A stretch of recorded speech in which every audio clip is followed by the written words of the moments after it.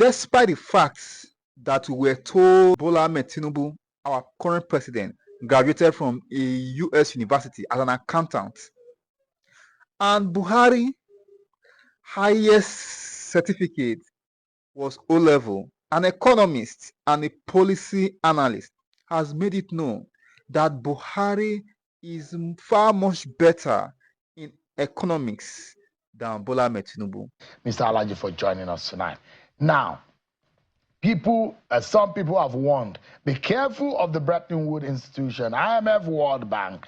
Their policies are impoverishing the Nigerian people. Well, they have said, well, we are talking to Nigeria, but hold your government accountable to their policies, especially the removal of fuel subsidy. When you hear that kind of messaging from the IMF as a response to question in respect of the policies that a lot of people thought that the IMF or the World Bank are behind, what do you think exactly is going on, Mr. Alaje?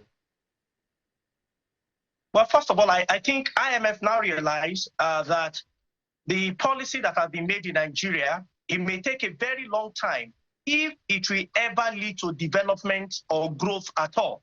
You recall that on the 29th of May, the president had announced that subsidy is gone. It appeared as though, as of that time, there was no plan as to what government will do to reduce the impact of poverty, hunger, and deprivation on the people.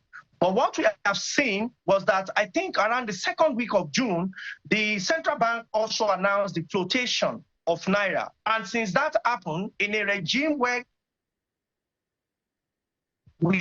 subsidy is gone, even though one has concerns whether subsidy was gone completely up until recently or not, you know that it's like throwing double blow on someone's face. IMF now, I've seen, in fact, I must confess to you that World Bank issued a report. The World Bank report that was issued in 2023 was that if Nigeria don't have a safe landing for the vulnerable and the poor, we would add approximately 5.1 million people to poverty bracket. And the World Bank mentioned that 10 million people have now been added to poverty bracket. So you have 10 million people added to poverty bracket. And now IMF, we heard, I remember I had this conversation with you when IMF mentioned that they were going to, they advised Nigerian government to remove subsidy on electricity.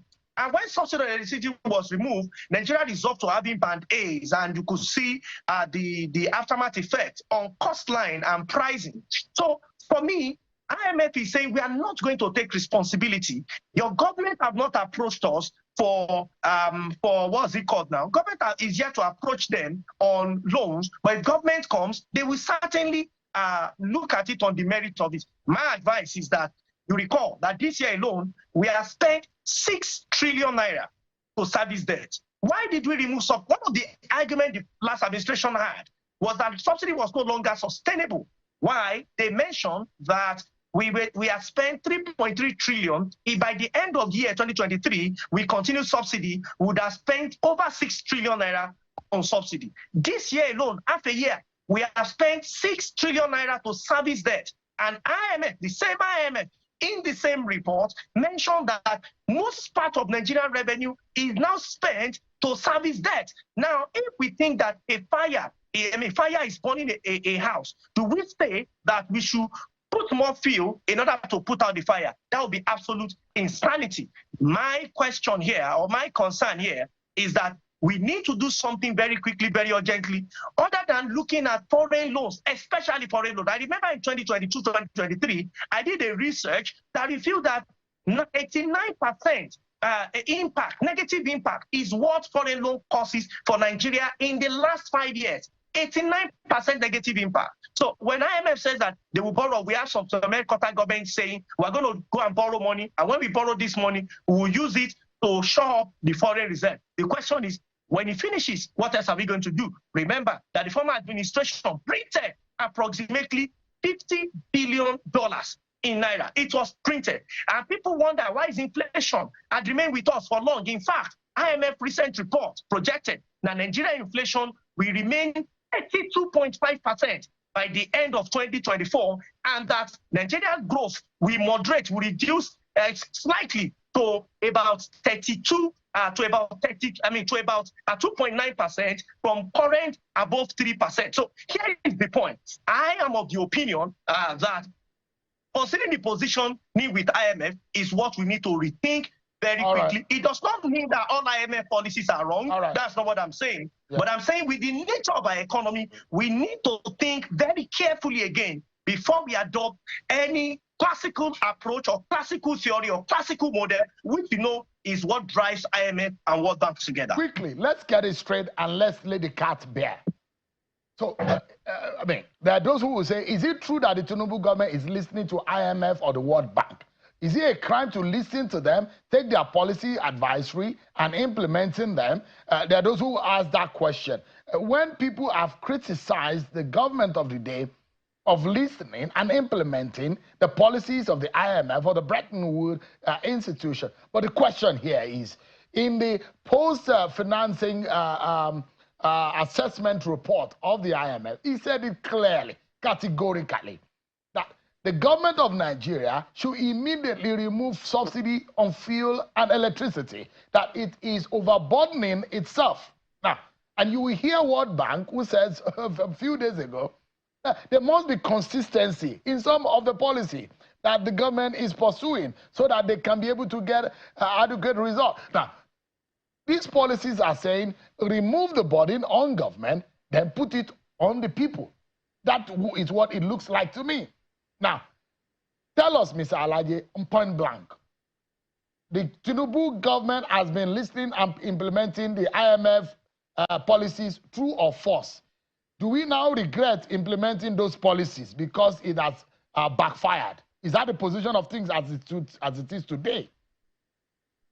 Clearly, I must tell you that we have been adopting IMF World Bank advisory over the years, and this will not be the first time we are adopting those policies. And you see that IMF and World Bank from time to time, when we have major events like meeting with National Bureau of Statistics, or even when they want to unveil some of their reports, they mention that they have met with Nigerian authority, and most recently, World Bank representative said they approve of the policy Nigerian government is following as advice, and that they will want to advise Nigerian government not to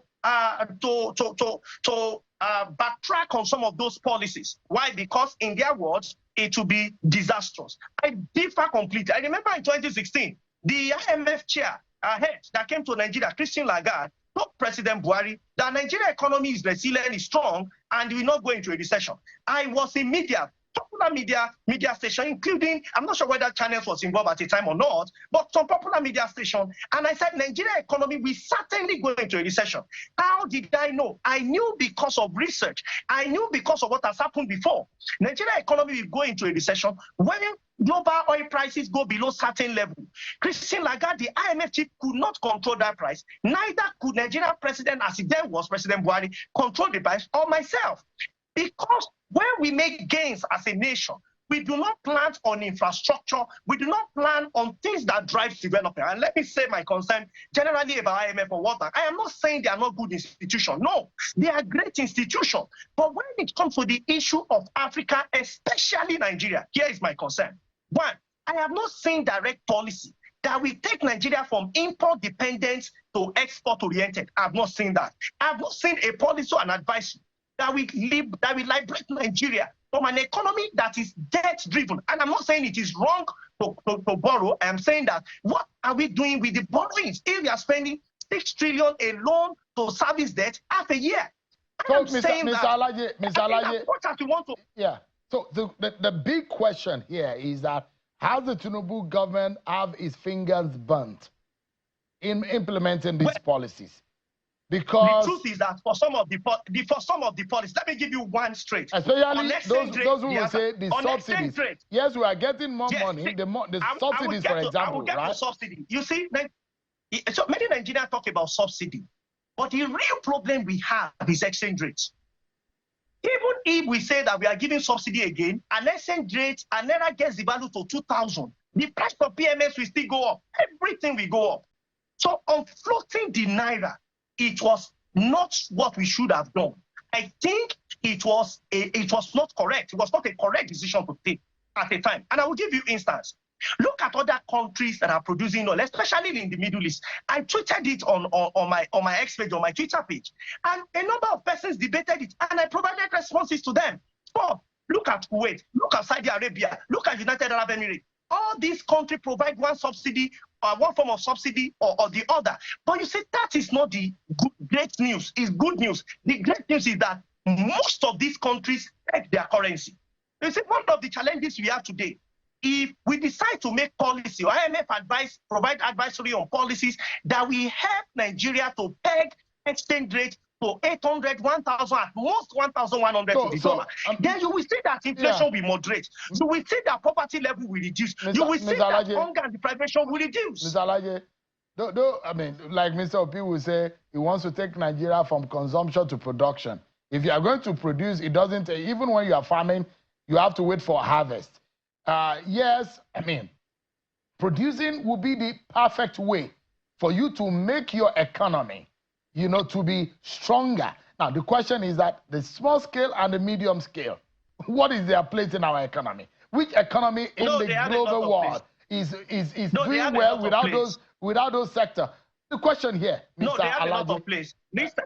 Recently, I need to say this, Lagos Chamber of Commerce and Industry agree with me on this point.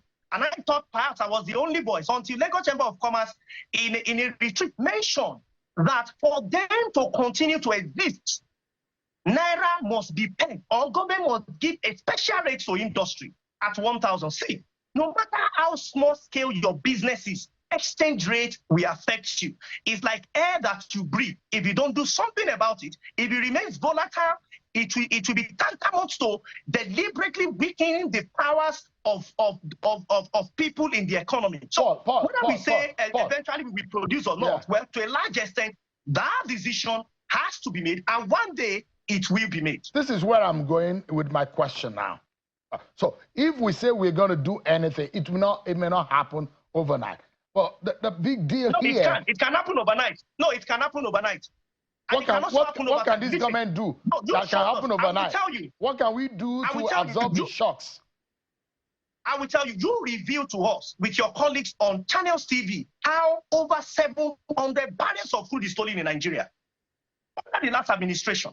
You reveal to us humongous amount of food that is stolen. See, 700,000 barrels of crude multiplied by $80. Account for it in a year. With about $38 billion we have in our reserve, add that amount to it. It's enough for us to peg our currency at maybe 1,000, maybe 1,200, maybe 1,100. Okay. So but now, for us to say that we cannot protect the currency, in a way, we are saying that whatever happens in terms of pressure, we will allow our economy to flow through. Let's break it down for the sake of some of our viewers. A segment of my audience on this program, we love it when we, some of us who are not very fantastic with mathematics and the figures, but very figure shy. But let's break it down for a very simple understanding. When an Obasanjo comes and said, look, this government does not look like he knew what he wanted to do when they came into power. It doesn't do like they understand what they wanted when they came into office. Is it looking like it is so, or is it that things were so bad that they got into office, they met what they could not contain? What exactly do you think is the problem with this government? That now, this economy is becoming too volatile or too difficult for them to handle. Is Obasanjo right that this government was not prepared to deal with the economic problem, or what exactly is giving this government problems?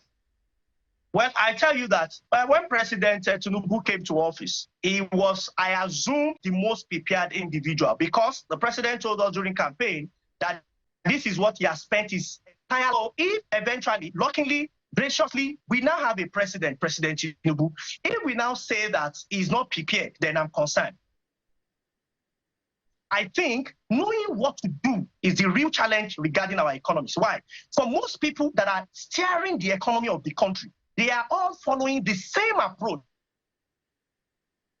that we call the classical approach in economics, hoping that in the short of when it will be. So when we base policy decision on policy outcome that is assumed or we cannot control, then it's a big challenge. So for my mind, I'm of the opinion that the administration might have prepared so many things, but might not be certain or might not be exact regarding what the economy is doing now, what the economy appears to be. Because classical approach will tell you that demand and supply, when you can manage them, you are going to see results. That is elementary economics. When you study further, you realize that there is so many assumptions in that when you demand, you supply, they are factored out transport, they are factored out energy, they are factored out so many things. That is why those who must be in charge of affairs of the economy must not just be knowledgeable in terms of economic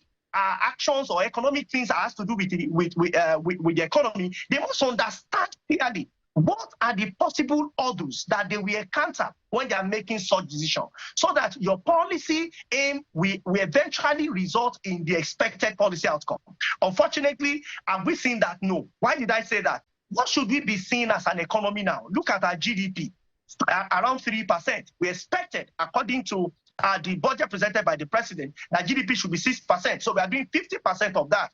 What is the exchange rate? Authority expected to moderate down. What we have seen is over 1,600 and is now being sustained. What is inflation? Inflation, they're supposed to be between 6 to 9%. Government said maybe 21, 26%, is now over 30%. Most economic parameters are going in the wrong direction. So do I say that former President Obasanjo is correct? I would say yes. Do I say that government don't have good intention for Nigeria? I will say no. But having good intention, but knowing what to do and the right time to take that decision is a different ball game entirely. For instance, before subsidy announcement was made, one would have expected that there would have been platform and not to just pay attention only on President Tinubu. 5 billion naira each we heard in the media was shared to the state government, whether the complete money was paid or part money. But what we have heard most of the time is that rice is what is shared. What is price of rice today? Rather than price of rice going down or rice circulating, we continue to see increase in prices, because economy cannot be handled from one side. It's an holistic thing, and if we must come out of economic quagmire, we must look at it in such manner such that our economy will be free, and indeed we will say that we are free from the shackles of poverty, hunger, and deprivation. So now let me ask you. You are the expert here. So I mean, reading and having conversations with people. There are those who are of the school of thought that look, when your currency is battling with a foreign currency that is a major determinant in the direction of your economy, you need to put those kind of currency in your economy in one way or the other to allow the money to flow in the economy and ease the tension on your currency. I don't know whether that policy or that principle is correct. There are those who believe that go to IMF, get some loan, get some dollars into this economy. It will reduce the pressure on the Nigerian naira. Does that make sense to you? Should that be the way to go for the Nigerian economy? Because the way things are shooting in the sky, in the naira against the dollar parity, it's going to be a very bad one towards December. Is that a good principle, a direction that we should look at, Mr. Alaje? It's a quick fix principle. This is not the first time. Again, I take you back to the last administration. When President Jonathan left office, what was Nigerian debt profile? About $12 billion.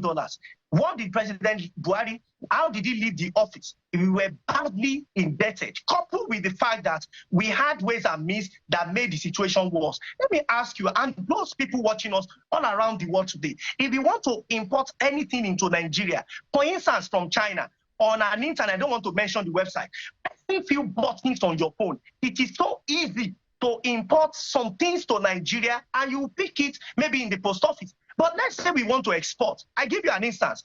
We were going to export 2 trailers of rice as first instance to Cameroon. We were told to get paper from this office, from that office, and eventually the time for even inquiring about how easy it will be to export, we could not supply as at the time that it was needed. Now, so here is the issue. We still have a lot of bottlenecks on the real solution. The real solution remains productivity, number one. Number two, exports. And when you look at conversation that we are having in the media space and within the economy, we speak less of productivity We speak less of, or sometimes even very insignificantly, when we mention exports. It's just the theory part of it. What are the efforts that you and I can say that government over the years have put in place for Nigeria to become a major exporter of whatever products that we want to export? So when we borrowing ends, we want to go back to IMF to borrow, because this is how we stimulate the atmosphere. It's as though, so the argument in the short run it will end. But when are we going to stop importing school uniform? We have over 44 million pupils. They wear uniform. 40 million of those uniforms, the 40 out of the 44, what 40 million wear? They are imported fabrics. Yeah, we can give to so, but Mr. Alaje, when people say, to sold those clothes for them, but where are they coming from? We continue to enrich China and so many other countries, saying that Nigeria don't have the capacity. We do, but we have chosen not to produce. We have chosen not to become productive, and we have chosen not to become an export zone. So when people say that we import a lot and we are import dependent, and I'm asking the question, what is it? Why is it so difficult to stop some of this importation? Let us, for 3, 4, 5 years, focus on enriching some of these sectors that you will shut out. And for a moment, let's think about our country. We're thinking too much of globalization in our economy than localization. Because you first of all need to think about your people before you think global. Well, all economies, they operate on a global scale. But then, how far can we go? How long must we go in depending on whatever comes out of this country while killing the local industry? But well, that's my own personal thought. But this is how I want you to anchor, Mr. Alaje. You said that the Buhari government was woeful, terrible with the economy. But is the Tinubu government looking like a senior brother of a badly running economist in terms of the manner in which they run the economy? For you, if you think you were the one who said that the Buhari government set us back 20 years economically, now is Tinubu government doing worse than Buhari government? Well, in terms of economy, I will tell you that this administration have not been able to do up to what the last administration did. And this is not for me to believe. It is National Bureau of Statistics that said so. Inflation is better under the administration than now.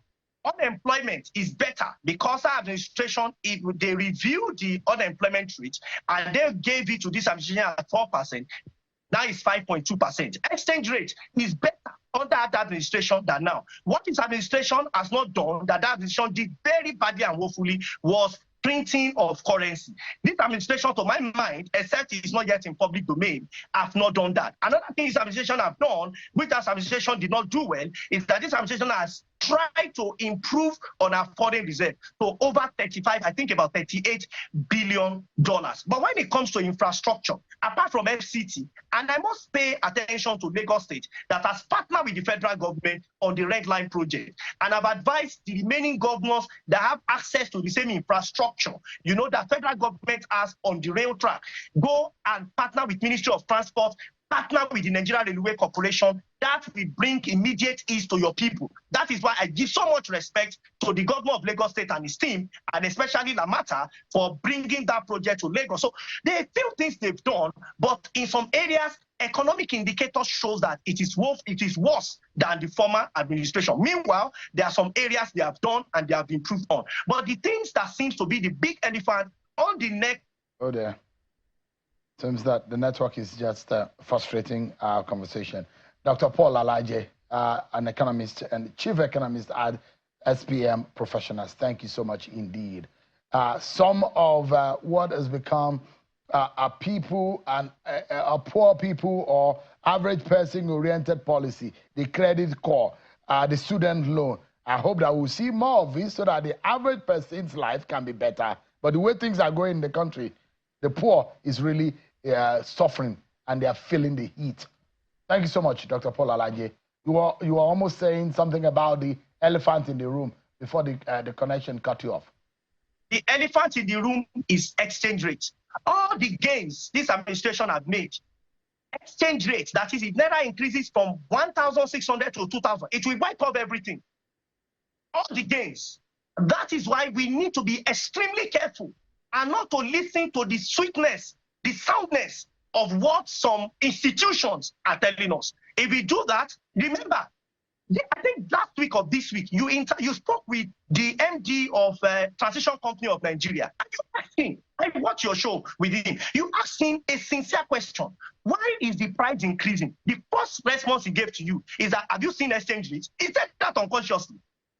Exchange rate, if it continues like this, it may eventually wipe away all the gains the administration have made. Already, we have a significant improvement in our FAC, which is going to federal, state, and local government. And my final advice is that, as governors, invest this money on your people. Put it back in the economy. Don't convert money to any currency. I'm not challenging anybody. I'm not saying anybody is doing it. But the allegation, especially what the central bank governor said, that seems to be a correlation.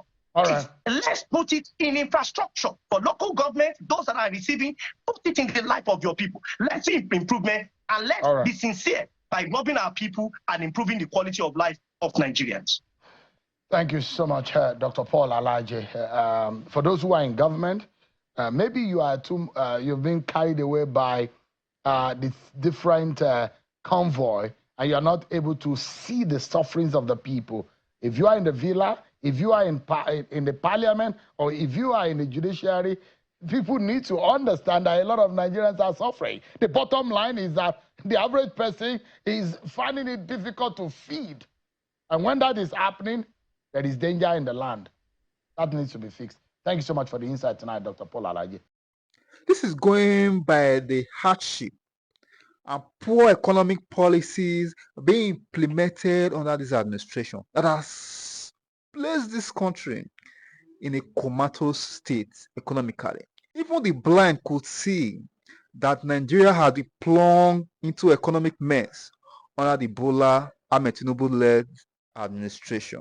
Hence, it is no surprise to many over the position of these economists.